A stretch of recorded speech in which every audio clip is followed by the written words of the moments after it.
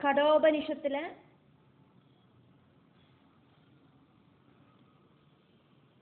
1வது അധ്യായത്തിലെ 2வது வள்ளியில இருக்கிற 6வது மந்திரம்.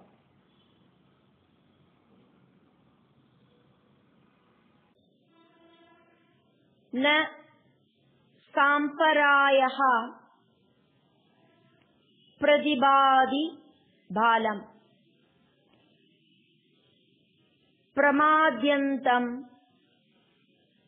வித்தமோகேன மூடம் அயம் லோகஹ ந அஸ்தி பர இதி மானி புனः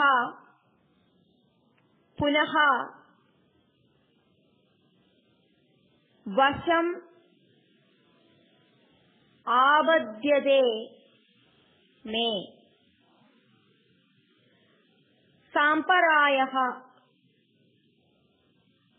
பரலோகத்துக்கு ജീവാത്മാവ് കൊണ്ടു ചെല്ലറതാക്കും മനുഷ്യജന്മത്തോട് ലക്ഷ്യം. பரலோக பிராப்திக்கான சாதனை அப்படிங்கிறது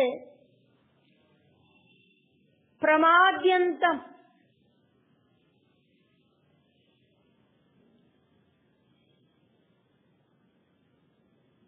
பலவிதமான பிரகிருதி விஷயங்களில இன்வால்வ் ஆயிட்டு இருக்கிறவாளுக்கு இந்த சாதனா விஷயங்கள் ஒன்றும் தெரியறதில்லை.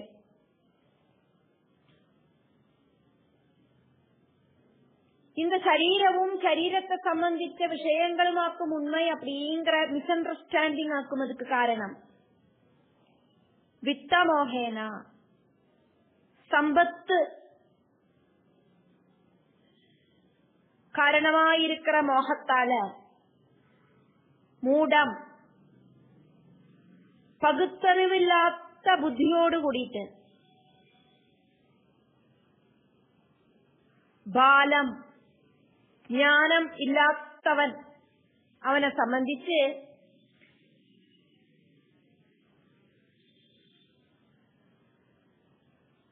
ந பிரதிபாதி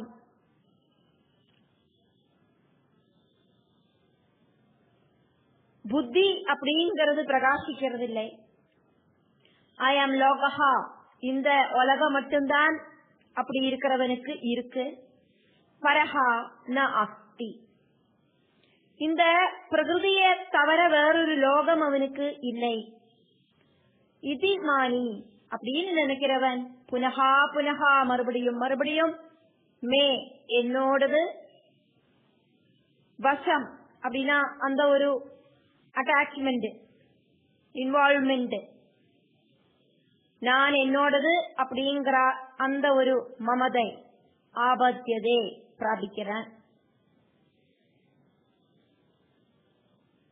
மரணத்துக்கு அப்புறம் இருக்கிற ஜீவனோடு கதிய சம்பந்திச்ச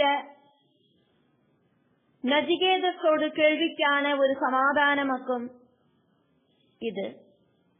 இந்த உலகத்துல சொத்து சம்பாதிக்கிறதுலயும் சம்பாதிச்ச சொத்தை ரட்சிக்கிறதுலயும் மட்டும் கவனம் இருக்கிறவாளுக்கு பரலோகத்தையோ பரலோகத்தை பிராபிக்கிறதுக்கான சாதனைகளை சம்பந்திச்சோ உள்ள அறிவு இருக்கிறதில்லை. அப்படி இருக்கிற அதானது இந்திரிய விஷயமான இந்த லோகம் மட்டும்தான் அவளுக்கு இருக்கு. இந்த உலகத்திலிருந்து വ്യത്യസ്തമായിട്ട് ஒரு ஆத்மாவோ ஆத்மாவுக்கு பிராபிக்க வேண்டிய ஸ்தானங்களோ ஒண்ணுமில்லை அப்படின்னு நினைக்கிற அஜ்ஞானிகள் ஜனன மரண ரூபமா இருக்கிற சம்சார சக்கரத்திலிருந்து ரட்சப்படுறதில்லை.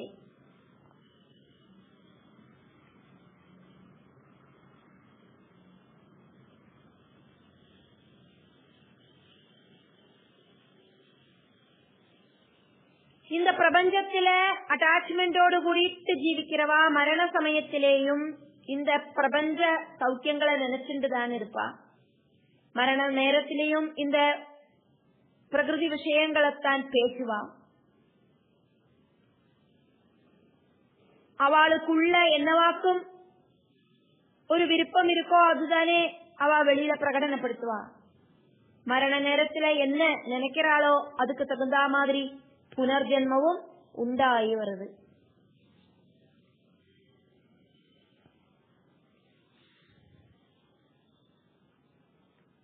பாலம்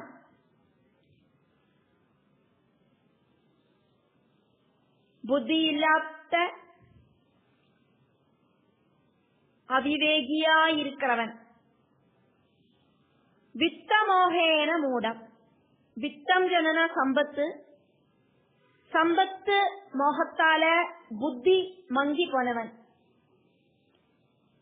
சம்பாதிக்கிறதுலயும் அதை கூட்டி வைக்கிறதுலயும் மட்டுமே அந்த புத்திய உபயோகிக்கிறவன். பிரமாத்யந்தம் கிடைச்சிருக்கிற மனுஷ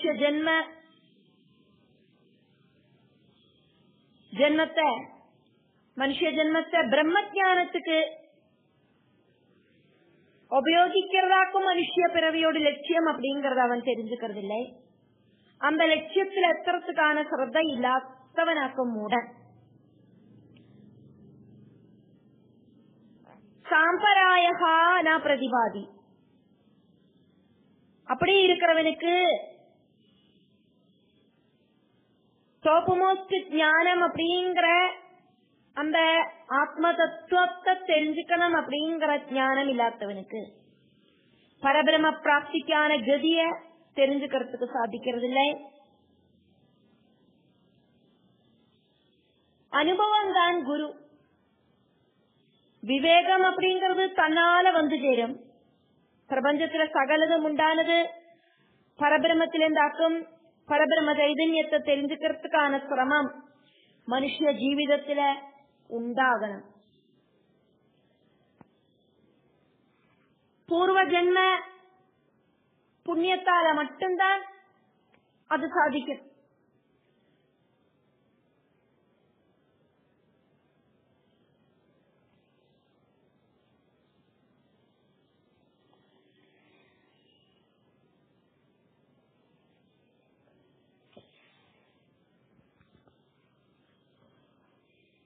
இப்படியாக மனுஷ ஜீவிதத்தோடு மகத்துவத்தை தெரிஞ்சுக்க முடியாத அகங்காரியா இருக்கிற மனுஷன் பிரபஞ்ச சுகபோக சம்பத்துகளோடு பிராப்திக்கு ஆயிட்டு அது வேணும் இது வேணும் அப்படிங்கிற ஆசைகளுக்கு ஆயிட்டு சம்பத்து சேர்க்கிறதுலயும் அதை கூட்டி வைக்கிறதுலயும் ஆகிரகிச்சுண்டு வாழறேன்.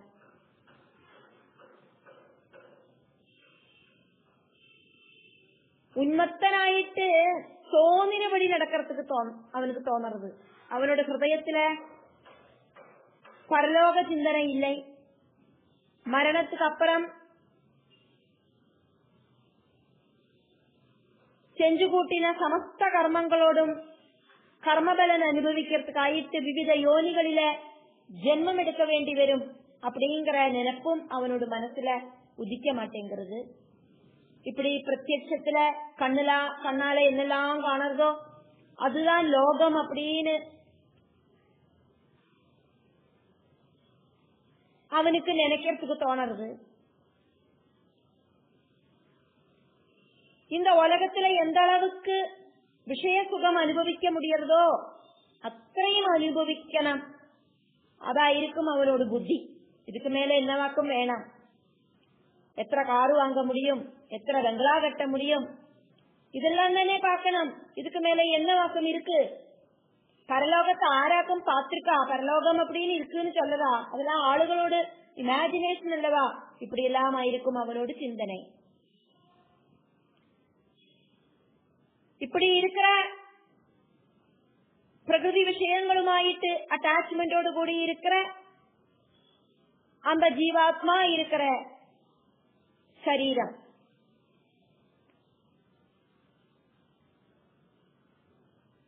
வாழ்ந்துட்டே இருக்கிறத அன்எக்ஸ்பெக்டட் ஆயிட்டு யமராஜா வந்து அந்த ஜீவனை பிடிச்சிட்டு போகவும் செய்வன். அந்த ஜீவனோடு கர்ம புண்ணியபாவ கர்மங்களுக்கு அனுசரிச்சு விவித யோனிகளுக்கு அந்த ஜீவனை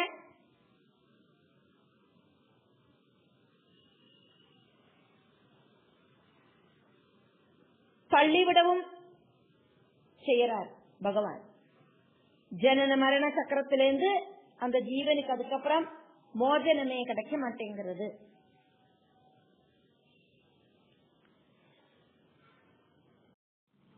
கடோபனிஷத்துல 1வது அத்தியாயத்துல 2வது வள்ளியில இருக்கிற 7வது மந்திரம்.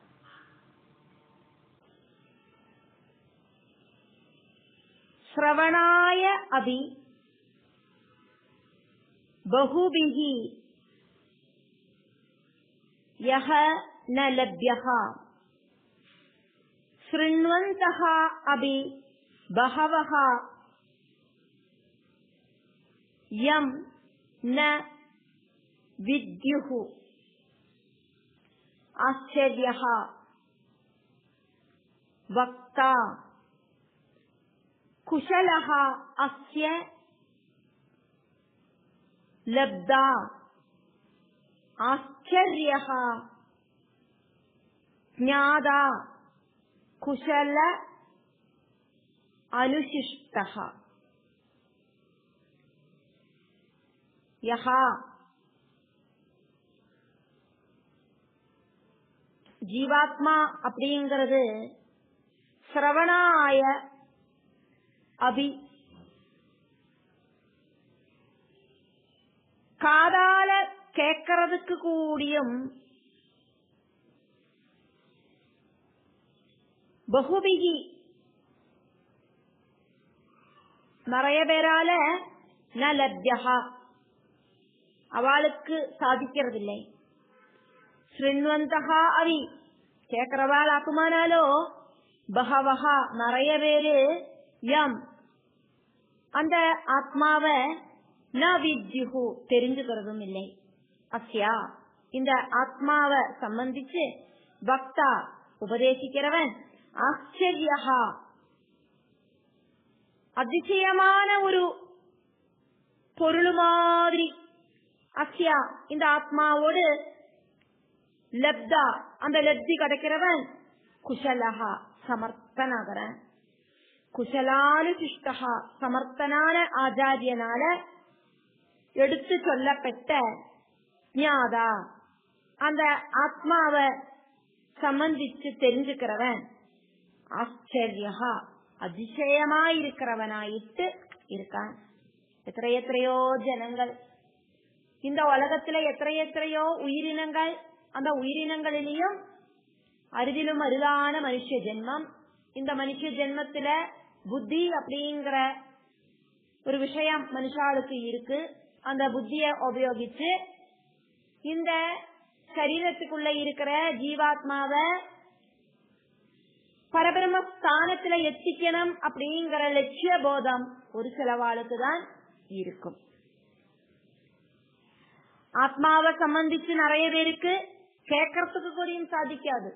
இங்க ஆத்மா அப்படிங்கிறது பரமாத்மா கேட்டா கூடியும் நிறைய பேருக்கு புரிஞ்சுக்கிறதுக்கும் சாதிக்கிறது இல்லை. கண்ணால காண முடியாது, காதால கேட்க முடியாது, இந்திரியங்களால தெரிஞ்சுக்க முடியாது.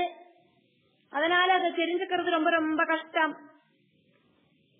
அந்த பரமாத்மாவை அடுத்த வாளுக்கு உபதேசிச்சு கொடுக்கறதுக்கோ, யாராவது அதை உபதேசிச்சா அதை காது வழியா கேட்டு அதை புரிஞ்சுக்கிறதுக்கோ முயற்சி பண்றவன் அப்படின்னு எனக்கா அவன் ஒரு ஆச்சரியகரமா இருக்கிறவன் தான். உலகத்துல இப்படி இருக்கிறதா கொஞ்சம் கொஞ்சம் துர்லபம், ரொம்பவே துர்லபம். அரிதிலும் அரிதானவாதான் இப்படி இருக்கா. மரணத்துக்கு அப்புறம் ஆத்மா இல்லை அப்படின்னு சிலவா சொல்லறா அப்படிங்கிற நச்சிகேதஸோடு கேள்விக்கான ஆன்சர் ஆகும் இது. ஆத்மாவை சம்பந்திச்சு கேட்கறதுக்கோ, அப்படி கேட்டாலும் அதை தெரிஞ்சுக்கிறதுக்கோ முடியறவா நிறைய 1000ல 1 2 பேரு தான் இருக்கா. அப்படி இருக்கிறவாள ஆச்சரியமா அடுத்தவா பாப்பா. அதனாலயாக்கும் இந்த ஆத்மாவை சம்பந்திச்சு இந்திரியங்களால தெரிஞ்சுக்கிறதுக்கு முடியாததுனாலயாக்கும் நிறைய பேரு ஆத்மா இல்லை அப்படின்னு சொல்லுறா. ஆத்ம ஞானம் அப்படிங்கிற விஷயத்துல இன்வால்வ்மெண்டோடு கூடிட்டு அவளுக்கு மட்டும்தான் கொஞ்சமாதும் இந்த ஆத்ம தத்துவம் தெரிஞ்சுக்கிறதுக்கான பாக்கியம் உள்ளது. அநேக ஜென்மங்களில செஞ்சிருக்கிற சுகிருதத்தோடு பலமாயிட்டு மனசுத்தி உண்டாயிட்டு சிலவாளுக்கு மட்டும்தான் ஆத்ம ஞானம் அப்படிங்கிறது கிடைக்கும்.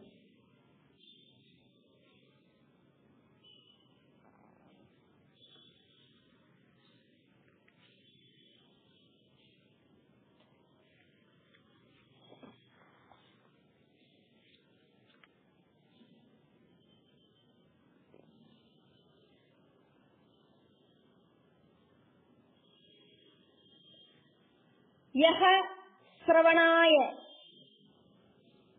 அபி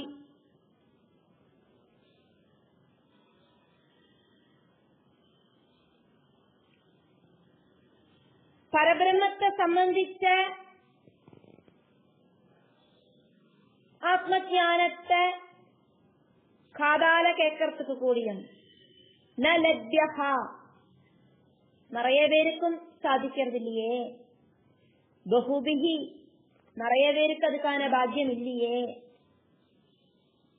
பரபிரம்மத்தை சம்பந்திச்சு சொல்றவாளும் பரபிரம்மத்தை சம்பந்திச்சு காது கொடுத்து கேட்கறவாளும் ரொம்ப ரொம்ப கம்மி. ஆத்ம ஞானத்தை தெரிஞ்சுக்கிறதே கடினம். கொஞ்சமாதும் கிடைக்கிற அறிவை அடுத்தவாளுக்கு சொல்லி கொடுக்கறது அதை விட கடினம், சிரமம். பரம சத்தியமான ஆத்ம ஞானத்தை ஆராதும் சொல்லறான்னா சிருண்வந்தகா அதி கேட்கறவா இருக்கானா கூடியும் பகவஹா மேக்சிமம் ஆளுகளும் யம் அந்த பரபிரமத்தை நவிஜ்யுஹு தெரிஞ்சுக்கிறது இல்லை. சும்மா இப்படி காது கேட்டு இந்த காதுல கேட்டு அந்த காதுல விட்டுட்டு இப்படி ஓடி போயிடுவா. அத மனசிருச்சி யாரும் தெரிஞ்சுக்கணும் அப்படின்னு முயற்சி பண்றதில்லை. பரம்பொருளை தெரிஞ்சுக்கிறது இல்லை. நமக்குள்ள இருக்கிற ஆத்மாவான அந்த பரபிரம்ம சைதன்யத்தை தெரிஞ்சுக்கிறதுக்கு முயற்சி பண்றதில்லை. பூர்வ ஜென்ம புண்ணியம் இல்லை அப்படின்னாக்கா ஆத்ம சைதன்யத்தை தெரிஞ்சுக்கிறதுக்கு சாதிக்காது.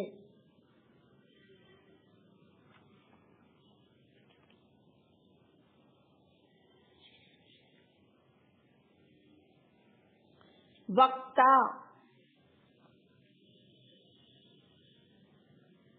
பரபிரம்மத்தை சம்பந்திச்சு சொல்லறவன். அவன்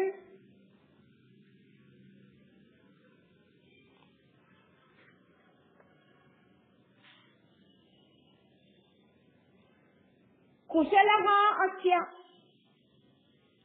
ஆச்சரியகரமான குணங்கள் இருக்கிறவனாயிருக்கணும்.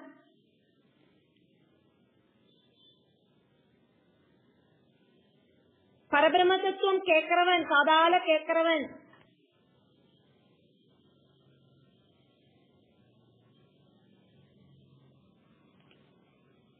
குஷலஹா அஸ்ய லப்தா. குருநாதன் சொல்ற அதே அர்த்தத்துல புரிஞ்சுக்கிறதுக்கான நல்ல ஒரு ஷார்ப்பான புத்தி இருக்கிறவனாயிருக்கணும், நிபுணனாயிருக்கணும். குருகுலத்துல குரு அது வேணும் இது வேணும் அப்படின்னு சொல்றதுக்கு முன்னாலேயே குருவுக்கு என்னவாக்கும் வேணும் அப்படின்னு தெரிஞ்சு செய்யறவனாக்கும் உத்தம சிஷ்யன். குருகுலத்துல ஹோமம் செய்யறதுக்கு உட்கார குருவுக்கு குரு கேட்காதக்கே கர்ப்பப்புல்லு கொண்டு வந்து கொடுக்கிற சிஷ்யன், அதானது மனசு தெரிஞ்சு பிரவர்த்திக்கிற சிஷ்யனாக்கும் குஷலன். எல்லா விஷயங்களிலும் இந்த குஷலதை ஆராக்குமோ பிரகடிப்பிக்கிறா அவன் குஷலன். குஷம் ஜனனா கர்ப்பப்புல்லு,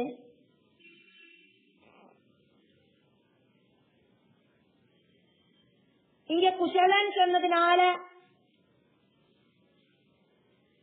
നമ്മൾ இந்த தர்பப்புல்லோடு ஒரு எக்ஸாம்பிள் எடுத்துட்டு பார்க்க முன்பட்டேன். குருகுலத்துல ஹோமத்துக்கு தேவையான முக்கியமான விஷயமாக்கும் தர்பை.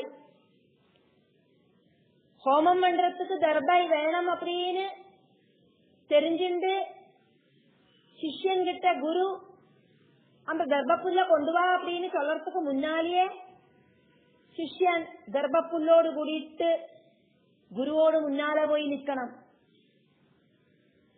அதுக்கு பேரு அதற்கும் குஷலதை, குஷலன். ஆச்சரியஹா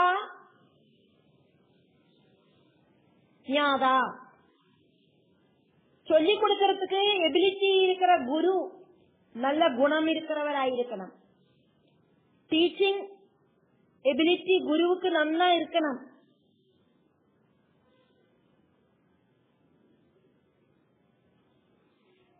ஒரு விஷயம் தெரியும்னாலும் அது அடுத்த வாளுக்கு சொல்லிக் கொடுக்கறதுக்கான எபிலிட்டி அப்படிங்கிறது எல்லாருக்கும் இருக்காது. ஒரு விஷயத்த நல்லா கிளியராயிட்டு சொல்லிக் கொடுக்கறதுக்கு எபிலிட்டி அப்படிங்கிறது குருவுக்கு உண்டாகணும்.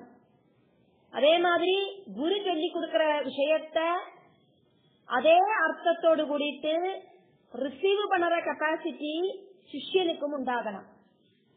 ஒருத்தர் ஒரு விஷயத்த சொல்லி அதே அர்த்தத்துல அத புரிஞ்சுண்டா அதுக்கு பேரு அண்டர்ஸ்டாண்டிங். ஒருத்தர் ஒரு விஷயத்த சொல்லி அவரு என்ன நினைச்சு சொன்னாரோ அந்த அர்த்தத்துக்கு அந்த அர்த்தம் அல்லாதக்கு அத வேற ஏதாவது அர்த்தத்துல புரிஞ்சுக்கிறதுக்கு பேரு ஆக்கும் மிஸ் அண்டர்ஸ்டாண்டிங். அப்ப குருவுக்கும் சிஷ்யனுக்கும் ஒரு அண்டர்ஸ்டாண்டிங் அப்படிங்கிறது உண்டாகணும்.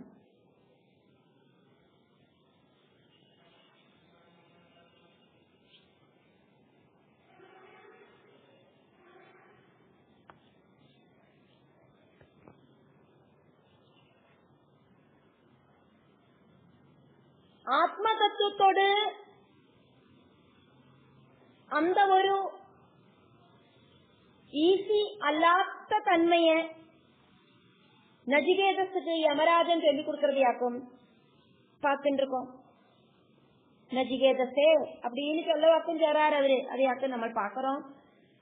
ஆத்மதத்துவம் சாதாரணமான ஒரு விஷயம் கிடையாது. அதை புரிஞ்சுக்கிறதும் கஷ்டம், சொல்லிக் கொடுக்கறதும் கஷ்டம். உலகத்துல நிறைய ஆளுகளுக்கும்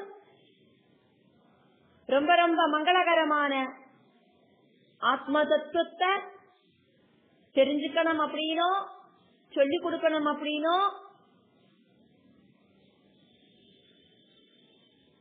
தோண மாட்டேங்கிறது. காலையில எந்திருந்ததுக்கு அப்புறம் ராத்திரி தூங்குற வரைக்கும் இந்த பிரகிருதி விஷயங்கள்ல முழுகிட்டாக்கும் மனுஷா வாழறா. இந்த பிரகிருதியில நிறைய நிறைய உயிரினங்கள் இருக்கு. கூட்டத்தோடு கூட்டமா மனுஷாலும் அழுந்துட்டு இருக்கா.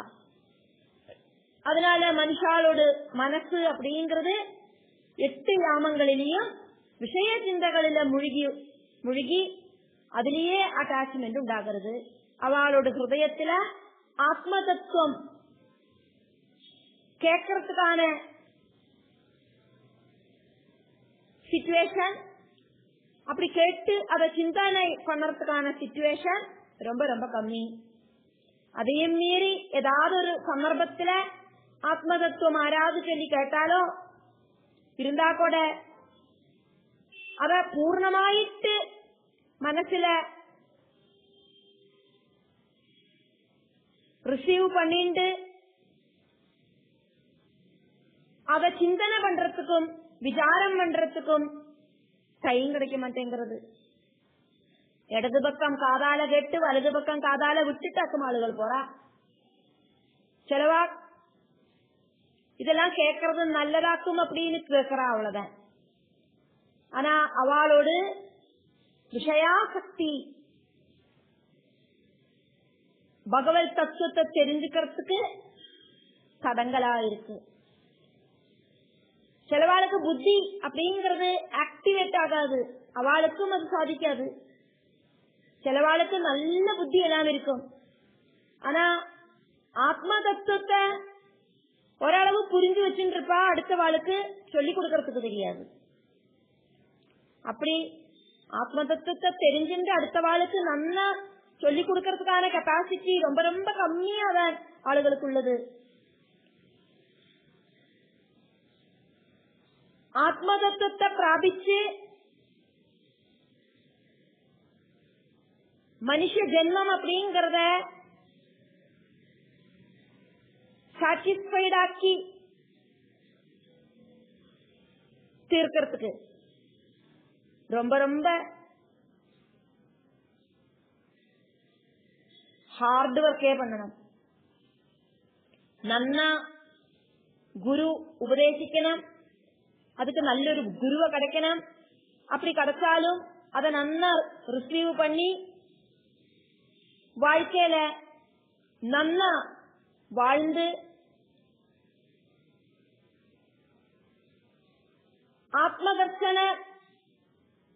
ஆத்மதர்ஷன பாக்கியம் கிடைச்சிருக்கிற ஆச்சாரியர்களிலிருந்து உபதேசம் கிடைச்சு அதுக்கு தகுந்த மாதிரி சிரவண மனன நிதித்தியாசனத்தால ஆச்சாரியர்கள் கிட்ட இருந்து உபதேசம் கிடைக்கிறதாக்கும் சிரவணம். அதுக்கப்புறம் அதை மனசிருத்தி நன்னா விசாரம் செஞ்சு அதுக்கப்புறம் ஆத்ம சாட்சா்காரம் கிடைக்கிற ஆளுகளும் ரொம்ப ரொம்ப ரயராதான் இந்த உலகத்துல உள்ளது. ஆத்மஞானம் கிடைக்கிறதும் ஆத்மஞானம் அடுத்தவாளுக்கு உபதேசிக்கிறதும் ரொம்ப ரொம்ப கடினமான விஷயம் அப்படின்னு யம தர்மராஜா நச்சிகேதஸுக்கு சொல்லின்னு இருக்கிறதையாக்கும் பாக்குறோம்.